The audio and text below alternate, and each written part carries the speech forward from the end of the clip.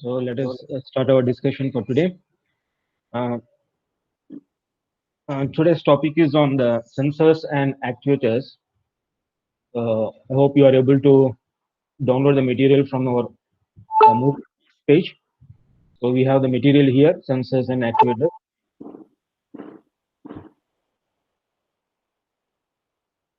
Before we proceed to this topic, any doubts in the previous class discussion?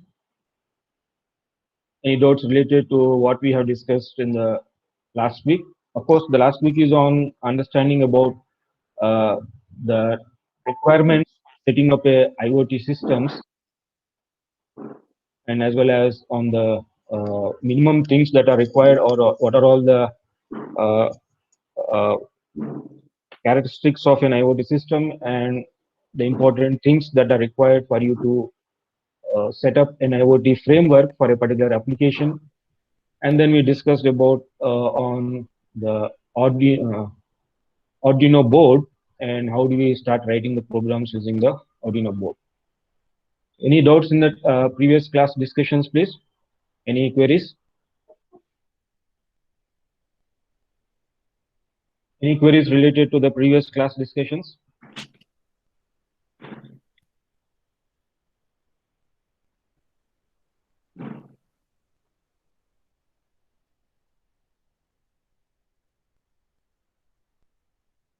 Yes, please. Just to recap the last week's class. Any queries? Okay, if you're not coming forward, then I will proceed to this topic, sensors and actuators. The topic always, this particular sense, in order to understand this hardware components, you need to recap your fundamentals related to the electronic signals. So whenever you start understanding or try to refresh yourself with the signal, please refresh it and make your understanding clear in terms of what is to be called as an analog signal and what is to be called as a digital signal. Basically, the analog signal is basically a continuous form of energy that is going to be uh, considered for your application to be made use for. And of course, the digital signal is basically a representation of that continuous signal. So where your continuous signal cannot be easily represented in our digital gadgets or your digital systems, like your computer. So if at all you want to represent some information, the information which is present on your analog signal, that analog signal has to be converted to the digital form, and only the digital representation of that information can be used in our digital computers or digital devices, such as your mobile phones or electronic gadgets or embedded systems, or of course the IoT systems itself. So please make an clarity on analog as versus the digital representation of the information. And we move on to whenever we try to store these digital signals, those digital signals are going to be stored using your binary digits, using one or more bits. So basically, those one or more bits represent a sample of your signal, a sample of your information. So there are two parameters that needs to be understand for an IoT guy or for a wireless sensor network guy. Basically, whenever you collect some information from the environment, from the application for the particular application, so that information which you are going to store it on the digital devices, you need to make sure two important parameters. One is on the bits per sample and something called as sampling rate. So how many bits are going to be used to represent a particular sample of your signal, or in other terms, how much of number of binary bits are required to represent a particular portion of your signal. So your entire analog signals, which are been now transformed to digital form, and those digital forms are going to be stored on your digital devices. So the digital representations are going to be represented using your number of bits. That's why the number of bits per each sample is going to be the most important parameter when you are going to store the environmental information in your digital computers. In addition to the number of bits, You also should understand what is called sampling rate, the rate at which you sample the analog signal, or the rate at which you are going to represent your digital signal in your digital device.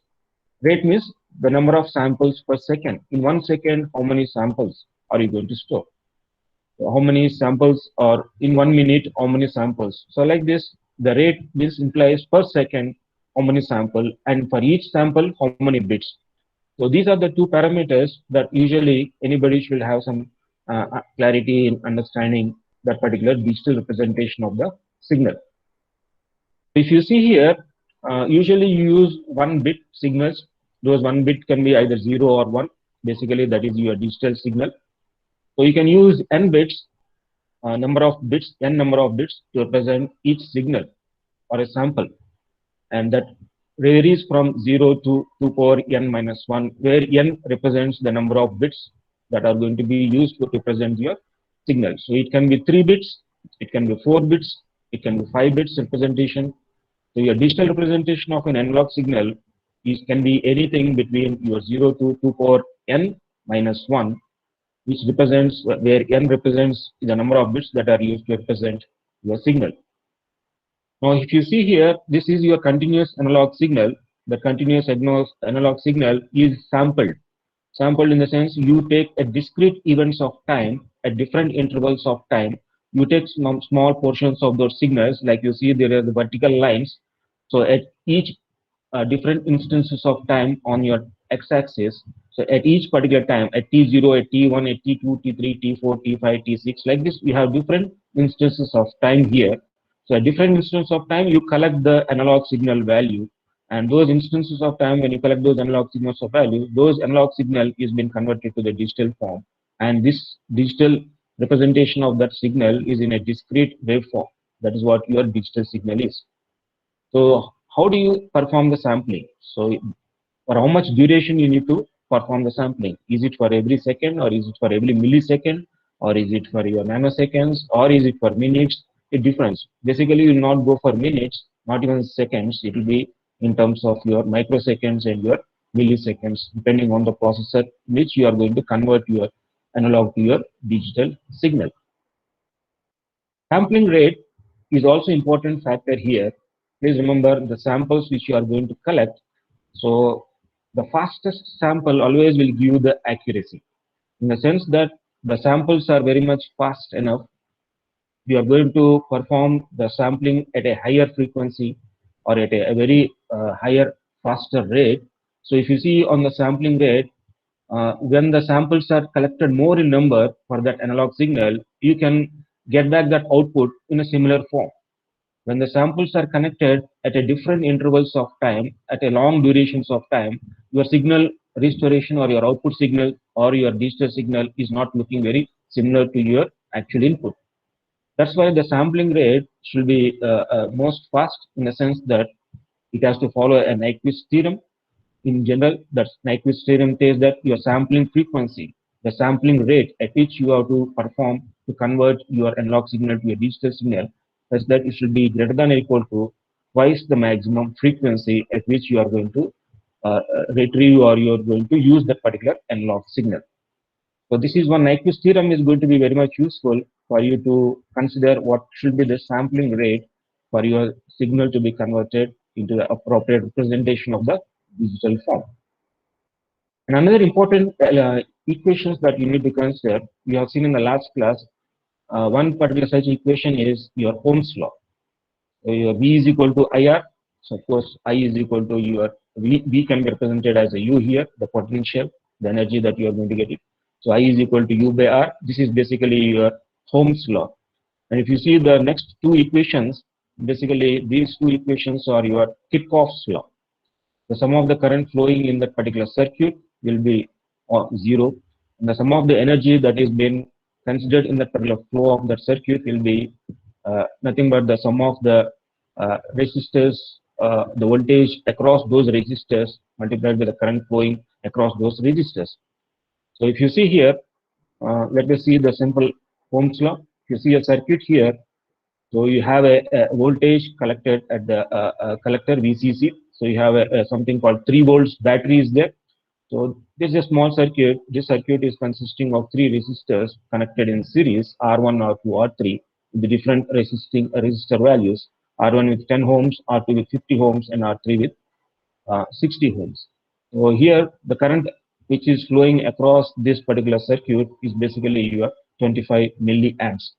I is equal to V by R. R is nothing but series, some of those resistors which are connected in series.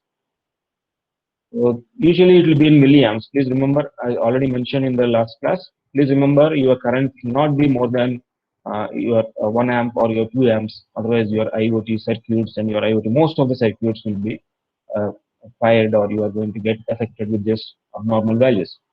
Okay, now coming to the Kirchhoff's law, if you see the sum of the currents in these two blocks L1 and LL2, which are the sub blocks of this entire circuit. So L1 block has got a resistor R1, and of course L2 block has a resistor R2, and these L1 and L2 are separated by another resistor. So there are two sub blocks here and one particular power supply for these two sub blocks. Of course, two sub blocks means two different components which are connected here. So the sum of the currents in this particular circuit, which is flowing across these two blocks, is almost equivalent to zero here. That's what your Kirchhoff's law 1 is states that. And if you look to the Kirchhoff's law 2, yes, the sum of the uh, energies that across these resistors is obviously is equal to sum of the entire energy on that single block. So at block number L1, you have the energy E is equal to IR1, which is the current or the voltage or your potential or your energy across your resistor 1 plus the energy across your resistor R3.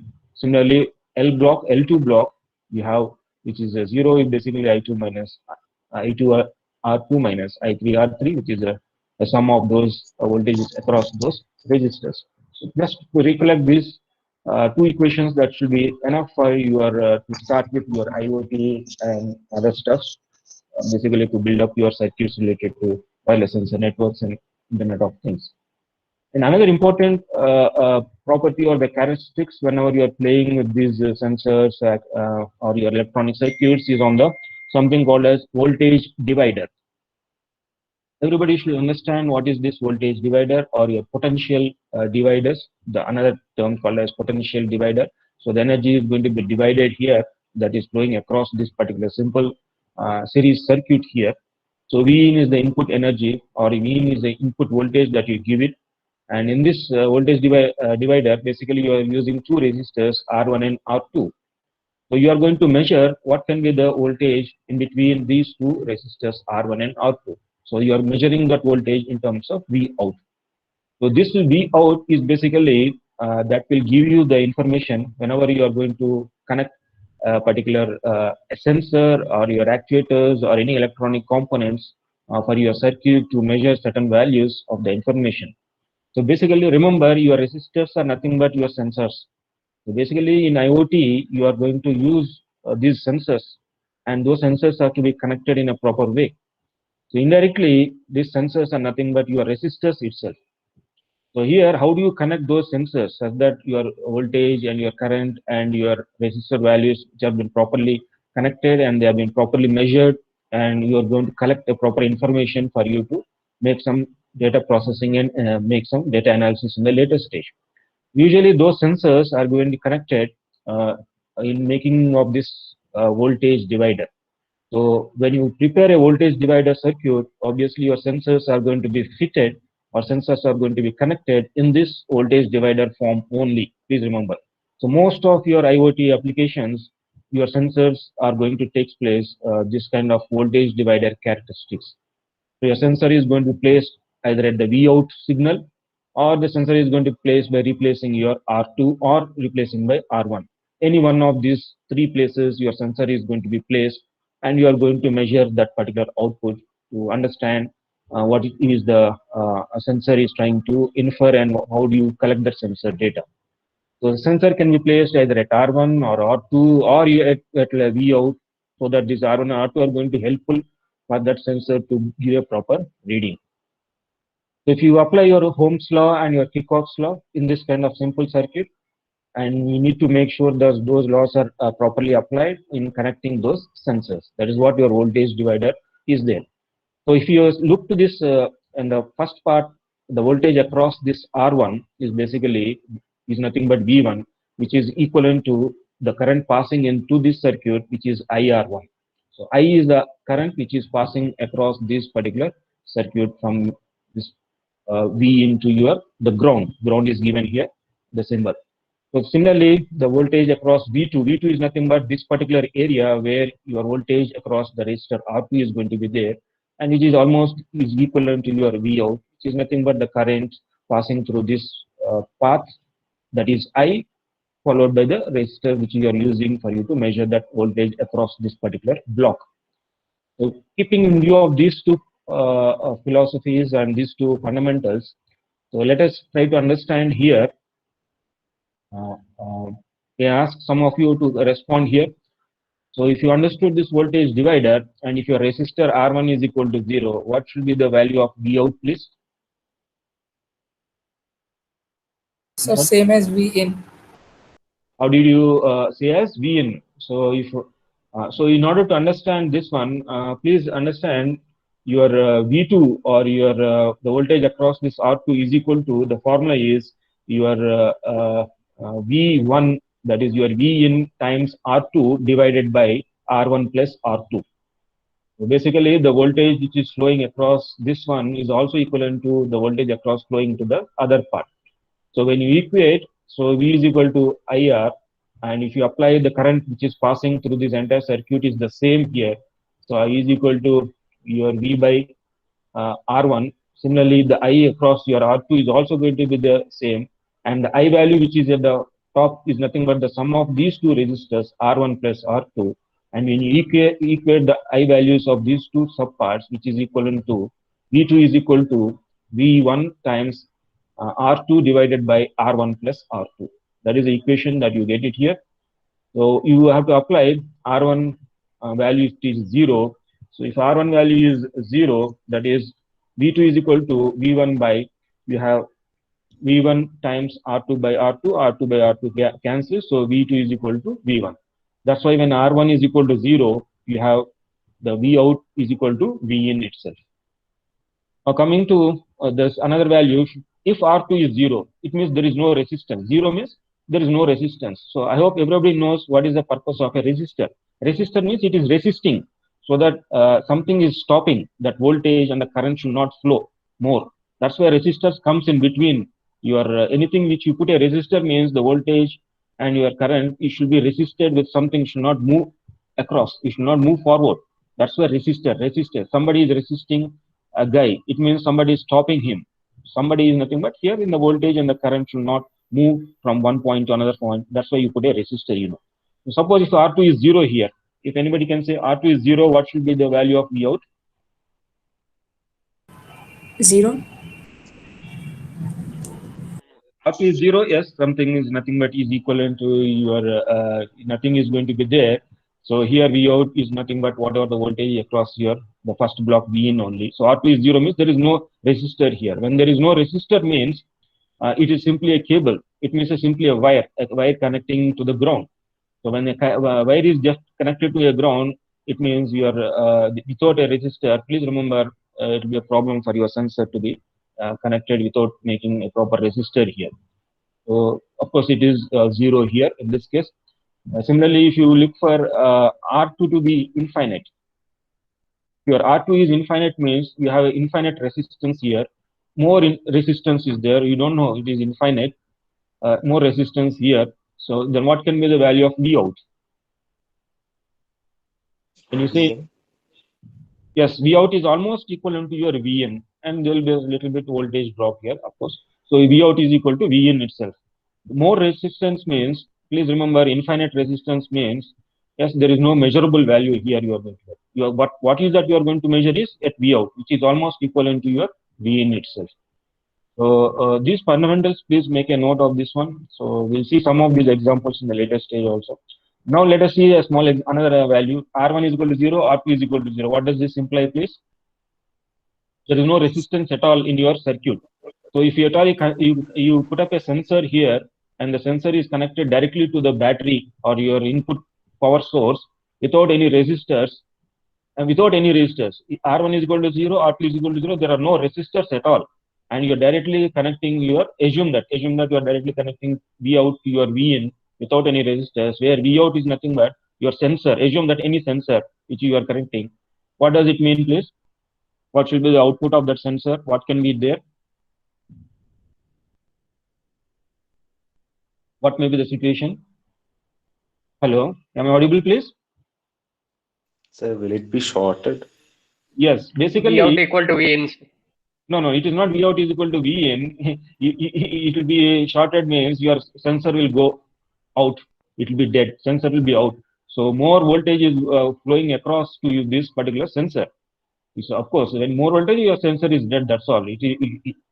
That's why you put resistors to control your voltage and your current to your sensor, that more voltages or fluctuations cannot happen, and this resistors will help the sensors to live longer. So anytime you use a Internet of Things concepts applications, please make sure your sensors or your actuators or any electronic gadget, you need to understand what voltage it's sustainable, at what voltage it functions, and at what is the range of the voltages it functions well. And if at all something is more or something is less, that obviously that sensor or the electronic gadgets will not function at all.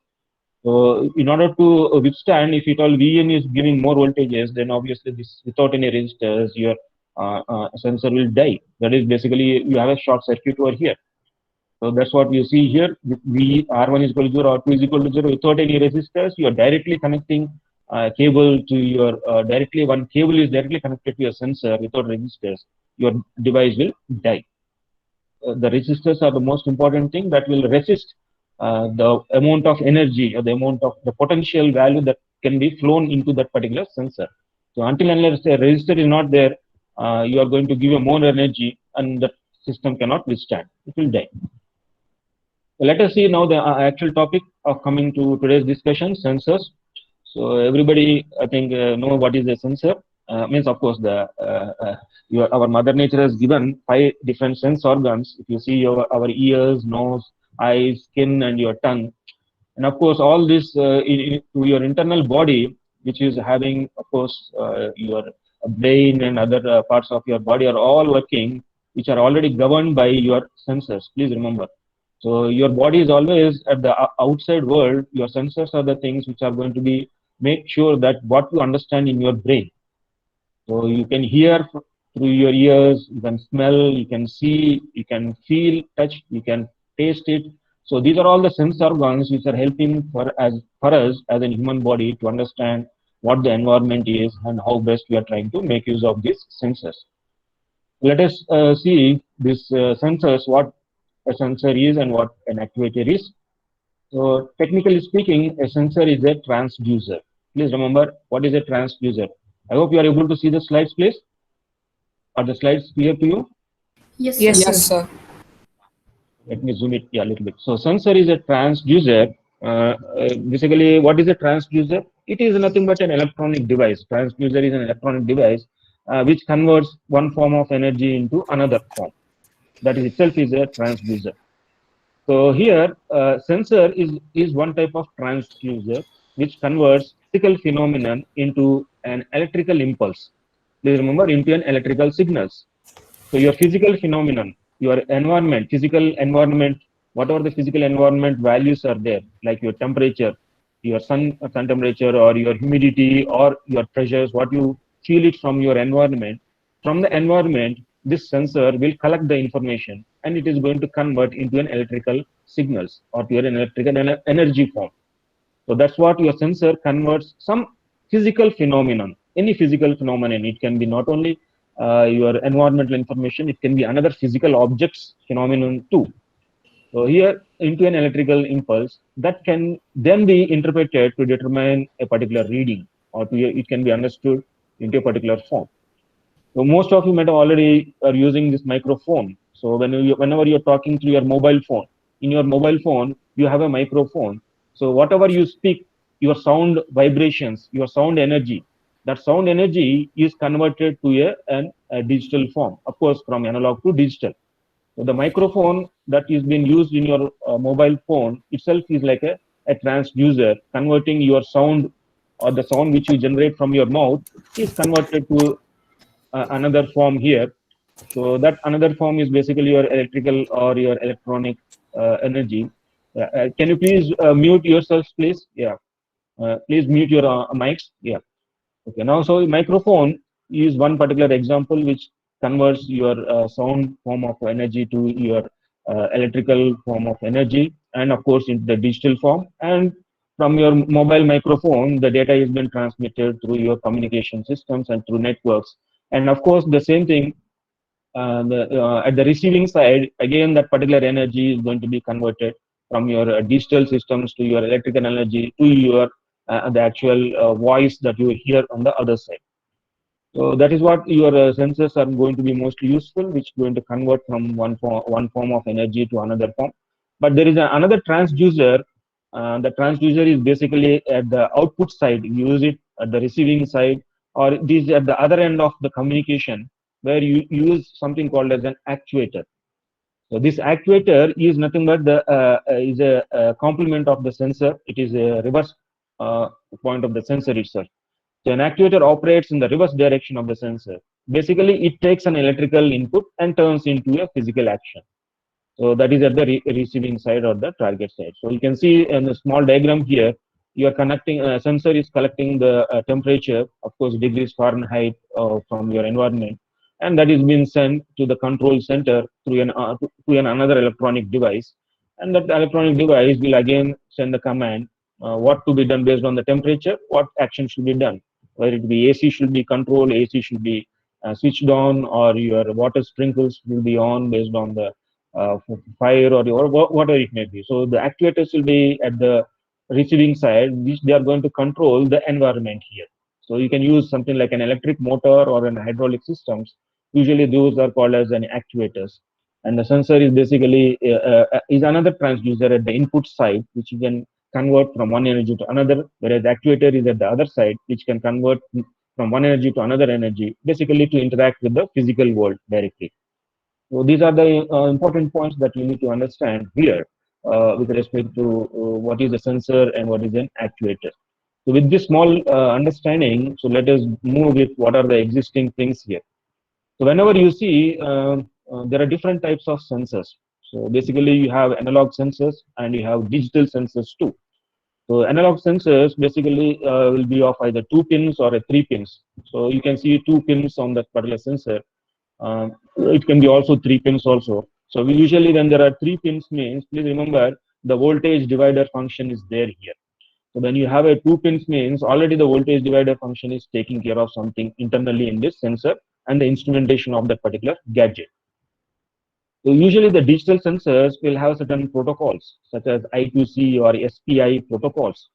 So we'll see what is I2C and what is SPI protocols in the later part of our course of our study. So let us see now with small examples here. And you can also see something called virtual sensors. The sensors which are not exactly existing, but they some kind of a software phenomenon, software process, which will make use of the existing physical sensors, which are the real sensors, and they try to interpret something. See, most of these virtual sensors, you can see it on your mobile phone. So using already existing sensors, they will try to give you some other extra information.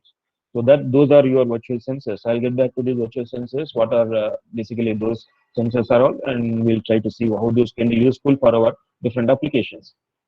So these are the different sensor types that you need to understand here. Then we'll move on to measuring the analog voltages.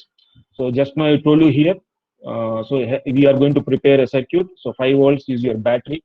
Usually you power on your sensor. Your sensor is connected with a battery or with a power source, something like this, 5 volts. And here you are going to connect like you are seen in the voltage divider circuit. So there will be R1 and R2. So usually this R2 where your sensor is going to come into picture here. So this sensor is going to be placed in this circuit in this particular block, and this sensor is also again is been provided with a resistor R1 so that more voltage cannot be passed on to this a temperature sensor, something like this. So you try to use it, you measure what will be the output of this temperature using your Vout. The simple diagram which will tell you how to measure those analog values or the physical phenomenon which the sensor converts from one form of energy to another form. Once the sensor has converted to another form of energy, you measure that particular value you through your V out at this particular point. Something like this you need to understand here. Then we move on to the next topic is basically on the something like let us see one more example, a button itself. So basically a button is nothing but physically you see a push button. So whenever you push it, the button is connected here. So the electricity or the energy flows from this 5 volts energy to this particular ground. So your button carries some values here. And usually the same thing, button is also basically an analog sensor. Please remember. So where you are placing your S1 is the button here basically. So whenever you press it, you are going to have an zero resistance here. And whenever it is released, the button is released, you have an infinite resistance, which is almost equivalent to that. And you measure that particular button voltage and the current values through your V out using your resistor R2. So this is another example, and let us see. There's another potentiometer or a variable resistance. We call it as. Even this variable resistance is also a kind of potentiometer is a kind of a sensor itself. You try to measure by varying the resistance. So you can see at the bottom of the figure, this resistance is having an arrow mark which varies that particular set of values. So you can change the whenever a sensor is connected, and you can set the appropriate resistor here using this potentiometer, so that the sensor can give you proper readings, accurate readings at most of the times. The current is flowing in this entire circuit, which is I, and you have a Vin as your power source, and you are using an R1 to pull up this particular variable resistance values to a particular set of values. So use this potentiometer also in most of your IoT applications. Let us move to this. I'm just giving you some kind of things, so we'll come back to these sensors more elaborately when you are discussing with some other applications. And another analog sensor is a temperature sensor, which is been given with the name LM35 or TM35. So this is also an analog sensor which you are going to measure. Of course, this is having a 3-pin here. So I know. I hope you understand what is meant by 1023. So if at all a 5 volts is given as an input to this temperature sensor, and you want to measure what is the temperature of your environment and ambient temperature of your environment, ambient means basically your environmental temperature. For that, you can use this LM35 analog sensor here. So I hope you can know what is meant by 1023 here basically. Everybody knows what is 1023. That's what we have seen in the last class discussion. If not, I can explain to you again, but go through the last class discussion why we are going for the 1023 values. Now you have a gas sensor also, something like this. We call it as MQ3, MQ275, MQ25. Like this, you have different set of gaseous sensors to detect different types of gases, which is also having a certain kind of 4 pins. Of course, the voltage divider is the extra pin that is going to come here. And you can measure that environmental gases, and this particular environmental gas sensor will detect it and convert into a another energy in the electrical energy form. And in this electrical energy form, analog values are going to be made use for you to convert into digital and process that and understand what these gaseous values are talking about and how do you best make use of this. So when you Sir, talk about, yes, please. so the gas sensor, will it detect the type of gas or the amount of gas, particular gas present? It depends on what type of sensor you're using. The various gas sensors are available in the market. So the type of gases means in your home you have an LPG gas, or if you want to measure an alcoholic gas, or if you want to measure something like methane gas, which is of course the different nitrogen gas, carbon dioxide, carbon monoxide, or what are the different gases that you see. Each different types of sensors, we have different types of gas can be monitored here. And not only this, yes, the percentage of what is available in the environment, if at all you something there is a leakage of your gas cylinders, so the quantity also can be easily measured depending on the sensor that you purchase and deploy it on yours in your home or whatever the application that you're looking for. So the both Okay. there, yeah. For that, you need to look for the specification. If you see the specification which you are going to use it, that specification will tell you what is the percentage and what level that needs to be considered, and how that particular sensor to be calibrated and made use of for your application. So we'll see that in the case studies when you see that application development, you can get more clarity on this. But for time being, what I'm giving in this presentation is these are the various types of sensors which are used for converting your physical phenomenon into your electrical energy forms or your digital forms. That's what an introduction part of your sensors that the presentation is all about now. Okay. So now we can see something called on the digital sensors too. So these digital sensors, of course, we have two protocols. One is called as I2C integrated your can circuits here have the form here, where something like you can connect multiple devices, where this I2C it will be something like this. The diagram gives you several other sensors and several other electronic gadgets can be connected for these particular digital sensors, so that you can read those digital values more accurately and have more multiple set of applications. Of course, there is a difference between this I2C protocol and there's another protocol called a serial peripheral interface, where you can connect multiple peripherals or multiple digital devices which can be connected or cascaded like this to collect more number of digital devices. So this I2C and SPI, let us have a complete understanding after we go through the microcontrollers, and we'll get back to this. But at this moment, I would like to just say that these two protocols are very much used for your digital sensors. So that is what we need to understand at this point. We'll get back to this slide again. So if you see, there are certain peripherals like your DHT sensors, your push button sensor, buzzers, your light sensors, and your other potentiometers. Like this, in the market, you have different set of sensors and actuators that are almost nowadays much advancements have happened. So you can make use of those things here. So whenever you're using these sensors, the most important things are also here, something called the sensors. Just take this analog values. So how do you convert into digital form? Or sometimes you want to use those analog values directly to interact with your other physical devices in your IoT set of systems. Basically, these are the things that are required whenever you are playing with your sensors. One is the microcontrollers, and the other things you can call it as a computer itself. So here, you have seen this. What is this on the left side is an Arduino board, which we started on the Saturday's discussion. So basically, your Arduino board has got something called as a microcontroller.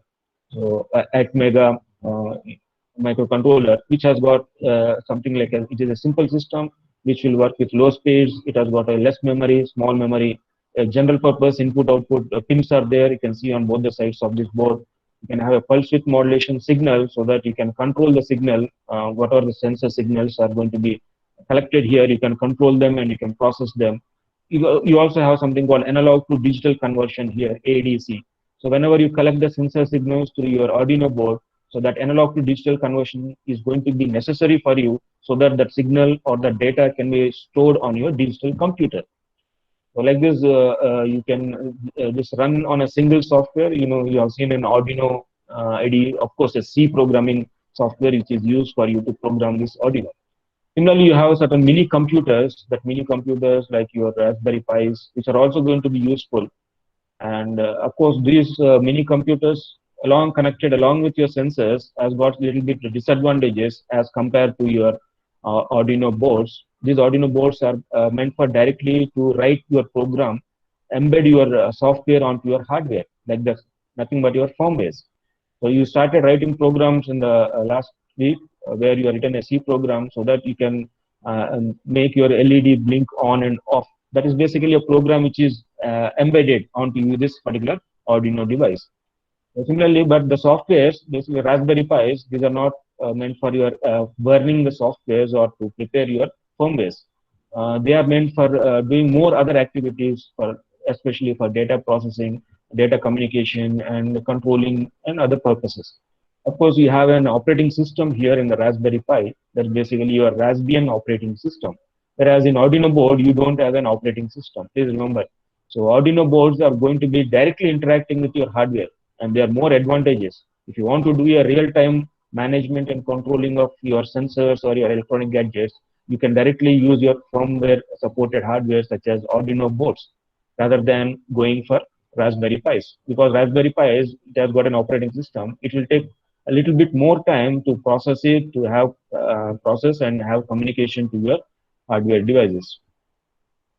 These are some of the important points. Then, see, of course, the Raspberry Pi is what. So on Thursday, on Friday's class, we'll see how you can, what is Raspberry Pi and how this Raspberry Pi can be useful for your different programming purposes.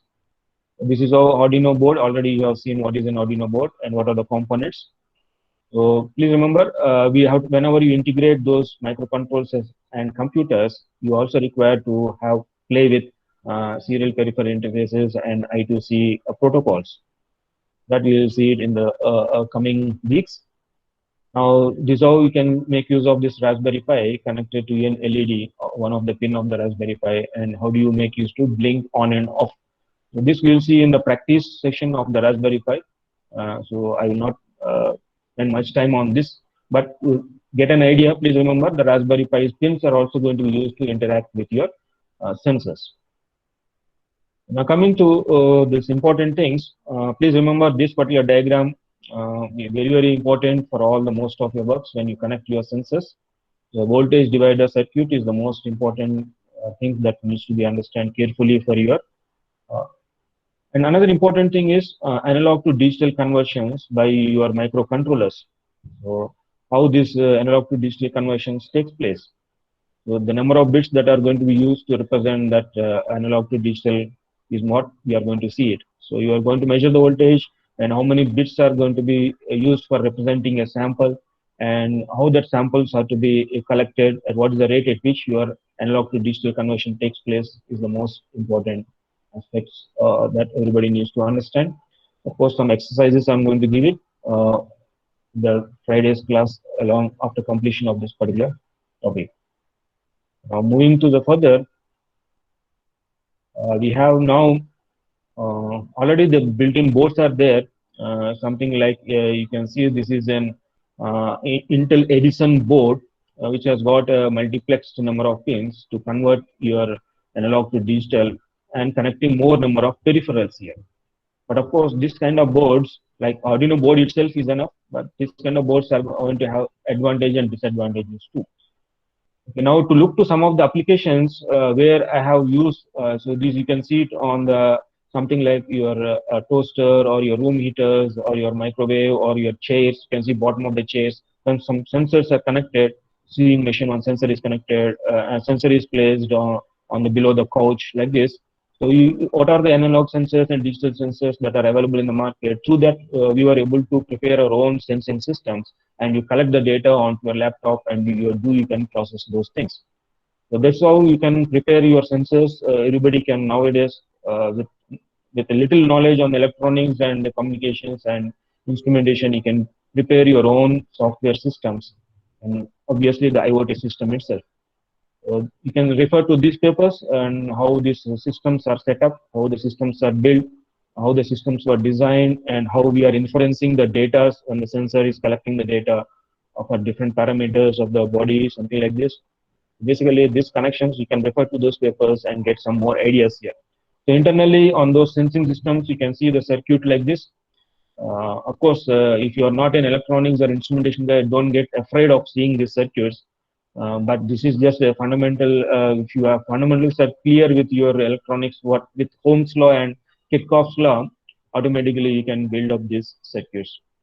So this is one just a simple example to show you how the applications can be built with using those circuits here. So one small example here, you can put up your sensors across the room and you can prepare and monitor on the entire things. So now let us go to how do you make use of this mobile phone sensors. I think I have a mobile phone with me now here. Can you see what is that mobile phone I'm using here now? Hello? Yes, sir. Yeah. Yes, sir. Yeah. So what is the mobile phone I'm using here? Android. Phone, basically a Samsung phone. And I hope most of the participants, almost around 30-35 participants now who are attending. So I hope everybody has got a mobile phone in your hand. Is there anyone who is not having any mobile phone, please? Please let me know. Everybody is having a mobile phone, right? Yes, sir. Yes, sir. Yes, sir. See now, how do you make use of these sensors which are available in your mobile phone. So if you see, a mobile phone has got different types of sensors here: a touch screen, a light, Wi-Fi, wind speed, Bluetooth, GPS, proximity sensors, barometers, your tilts, magnetometers, accelerometers, gyroscopes, temperature, humidity. So of course, in every mobile phone, you will not have all these types of sensors, but the latest smartphones, obviously, that you buy it, will have most of those sensors here. So to see what are all the sensors available in your mobile phone. Uh, uh, so what are those sensors? So please remember one important point at this point. Sensors, basically these sensors trend technologies. We say MEMS technology. So these sensors, basically they are being manufactured with one of the technology called as micro electromechanical systems. We call it as MEMS, micro electromechanical systems. So these are very miniaturized mechanical and electromechanical elements. These are the moving structures fabricated on a silicon substrate on a small IC. You can see as an IC, you can see these sensors and made using techniques of your microfabrications. It will be very miniaturized. So you can see a gyroscope, you can see an accelerometer, you can see a micromotors, which are already available on your mobile phones, in most of your mobile phones. These kind of sensors are also there in your mobile phones, apart from the ambient monitoring sensors. So these sensors are already a different kind of MEMS sensors, which have been inertial sensors, accelerometers, and gyroscopes, which you have been used in your mobile phone for various applications. So what does an accelerometer sensor do? So basically, accelerometer is for measuring the linear motions. So whenever you are moving from one point to another point in this two-dimensional, or of course in this three-dimensional space, so you are moving, your object will move from x0 to x1. So that in a three-dimensional space, when the object is moving in this particular three-dimensional space, so your x, y, z axis are also being means having the certain coordinate values, which are when the object has been moved with a different coordinates. So the new x1, y1, z1, the new set of coordinates, when the object has moved from one point to another point in this three-dimensional space, obviously you'll have the equation something like this: x0 plus means x0 is the initial point where from the object is getting moved, plus your vt plus half at square. You know what is this acceleration equation? Is the distance, the distance at which it has moved from one point to another point. Usually, this accelerometer will give you a linear motion. And if you look to the gyroscope, that is already a sensor which is already available on your mobile phone. So this gyroscope will help you for you to measure the angular velocities or the angular rates at which your object is getting rotated. So the object is getting rotated on the x direction and the y direction and the z direction. So you have the rotational values of these objects. So the angular rotations will help you to see how the object is getting moved or is being means transmitted from one point to another point in this particular three-dimensional space. So let us see some of these examples in the mobile applications that we will like to see. So I have a simple question now here: which one of the following schemes will you choose in order to obtain a real-time position of a moving object in a 2D or a 3D space? Which particular sensor do you require? Accelerometer or an accelerometer and a gyroscope? If you are moving an object in a three-dimensional space, 2D or a three-dimensional space, please. Just an accelerometer. Sir, accelerometer and Accelerometer. gyroscopes also, sir. Yes, both the things are required, not just simply accelerometer, Anurag. So you require both the things. Why? Because when you move the object in this three-dimensional space, accelerometer gives only the linear motion, whereas the gyroscope will also give you, when the object is getting moved from one point to another point, it is a possibility or tendency that object is also getting rotated here. So here there is a possibility of rotation also. So both are required, accelerometers as well as gyroscopes, when you move an object in this three-dimensional space. It's not just moving. Please remember, it is also getting a little bit rotations. So here that is the transformations that you get it here. Now let us see some using sensors of your mobile phone, how you can use those sensors and how do you build up your mobile apps on these sensors. So please, everybody, I think this is the same mobile phone I'm using here. What are all the available sensors on your phone? How do you come to know? There are two ways here. Of course, I cannot show you here, but is it visible for you? So I am using the dialer the telephone dialer. Can you see the dialer here, please? Yes, sir. Yes, sir. Yes, sir. Something like this now.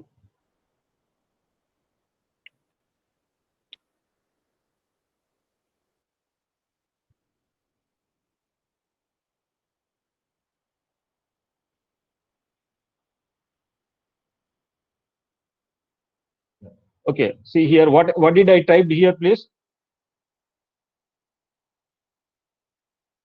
Oh, sorry, it is immediately going here. Okay, let me just. What is that I have typed on my dialer, telephone dialer? Sir, it has It has been hidden. It has Has been- hidden. Oh, sorry. Hidden. It has been. Sir, but it Star was has zero. star has Star zero. has zero. Star has. Yeah, please enter star hash 0 star Star hash. hash. So once you enter star hash 0 star hash, you'll get a particular skin on this, like this mobile phone. Can you see? Yes, sir. Yes, sir. What do you see on your mobile phone? Star hash 0 star hash for a Samsung phone.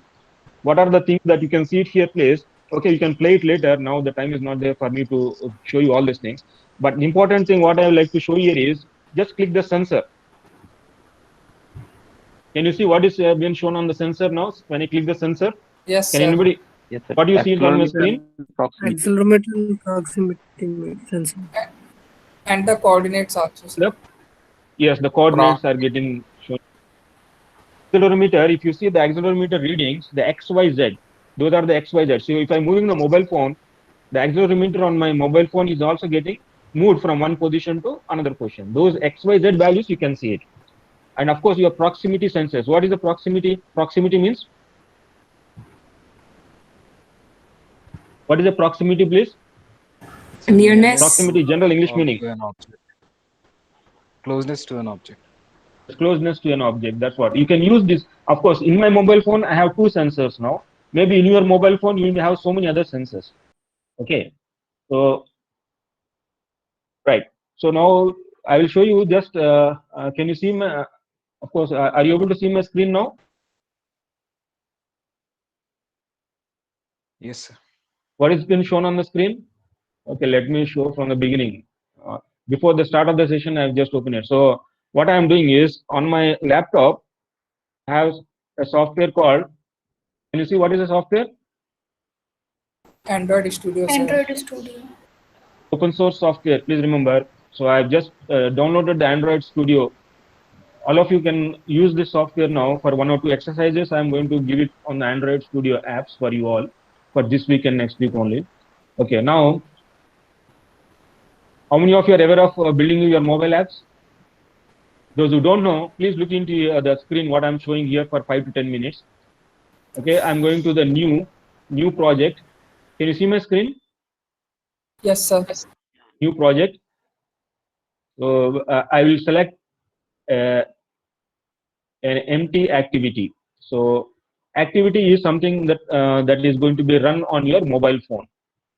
So here, and of course, I'm choosing the phone or a tablet. What is that application, the mobile app which I'm going to develop now? So you can develop it for your wearable OS or your Android TV or your Android things, something like this you can see. But by default, it will be checked for phone and tablets. So select the empty activity and click next. So here, I am giving the name for my application, something like accelerometer application. Of course, already I have a file name with that. So I'm giving accelerometer 1, what are the names. So you give the appropriate settings. And the language that you choose here, please remember this Android apps can be developed using Java or using your Kotlin. Okay, now I think most of the students have studied Java programming of this class. Is there anyone who has not studied Java programming, please? Hello? Am I Yes, audible, sir. please? Yeah. Yes, sir. I hope everybody has studied Java programming, right? Yes, sir. In the graduation, sir, but we are not very comfortable in Java, sir. Who is this one? Amit I- Kumar Singh. Yes, sir. Yes, sir. I am not very much comfortable in Java, sir. I am not asking JavaScript. No, I am talking about Java only, sir. Oh, Java you have not studied in your programming, object-oriented programming? I have studied, sir. I have studied in my undergraduation, but I am not much comfortable with it. I'm saying that, sir. Okay, no, I'm not talking about undergraduation. Have you not studied object-oriented programming in your first semester, something like that? You are in second semester now, right now? Yes, sir. Have you not studied Java programming in the first semester? No, no, no, sir. Are you studying now? No, sir. No. Okay, anyway, so please, Java programming, people needs to be aware. I know integrated MTech students, I taught them the Java programming. And of course, MCA students also, I know it. So anyway, if you please, you need to refresh yourself or you need to study the Java programming. So I'm selecting the language here is Java programming and you click just finish. Yes. So once you finish, you will get your screen like this, something like this. And yes, so you can see it on my screen. There's a loading device because my mobile phone is connected. You have to wait for some time, depending on your RAM of your laptop. This particular project will be set up for you. So it is loading. You will get all the libraries and the Gradle and the other stuff that needs to be loaded. So it just take a couple of minutes for this Android app to be built up for you. So only 2-3 things only. Just I'll not take more than 5 minutes of your time. So it's already one crossed. So just hold on for another 5 minutes. We'll complete the session.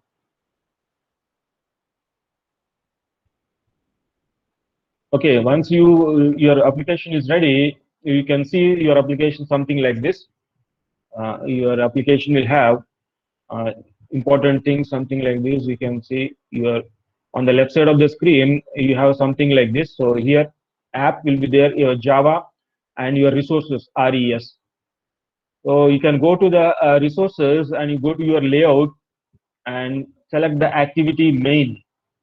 So this activity main is one particular file. So you need to write what is that in the activity main. So this activity main, this file you can download it. Already I have written for you, and I'll explain it on the Saturday's class. What is this program and all about? So this you can download this particular file. All the source codes are given here. So using sensor diagram for mobile phone and displaying the values on the Android app. So when you click here, this zip file will be downloaded onto your local system. So you can see this. Yes, accelerometer. You can see these codes. There will be 3 files will be there.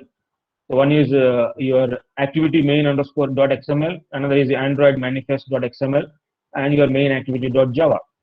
So this mobile apps, once you know your Java programming and your XML, that is enough for you to develop your Android apps.